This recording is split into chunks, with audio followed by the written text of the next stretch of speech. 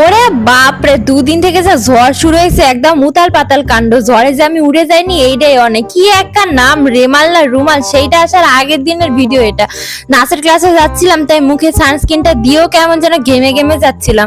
নাচের ক্লাস থেকে ফিরে প্রত্যেকবারের মতোই আমি টায়ার্ড হয়ে যাই, সেই জন্যই দোকান থেকে নিয়ে এসেছিলাম আমার পরাণের প্রিয় লস্যি। কলকাতায় যেমন গরম ছাড়া অসম্পূর্ণ, আর এই গরমের লস্যি ছাড়া আমি অসম্পূর্ণ। তারপরে গেলাম স্নানে।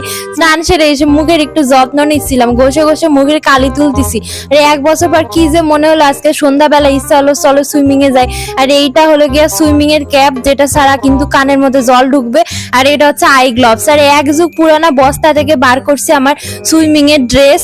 আর এইটা খুঁজে পেয়ে আমার আনন্দ খান দেখো একবার। সুইমিং ক্লাস থেকে ফিরে ভেজা ড্রেস খান ভালো করে জলে ডুবে শুকায় দিতাম। ভেজা চুল ভালো মতো করে মুছে রাতে একখান প্যাক বানাইছিলাম মুলতানি মিটি আর গোলাপ জল দিয়ে। তারপরে তো মুখ ধুয়ে আমার মুখটা দেখা গেল ঝা চকচক করতে।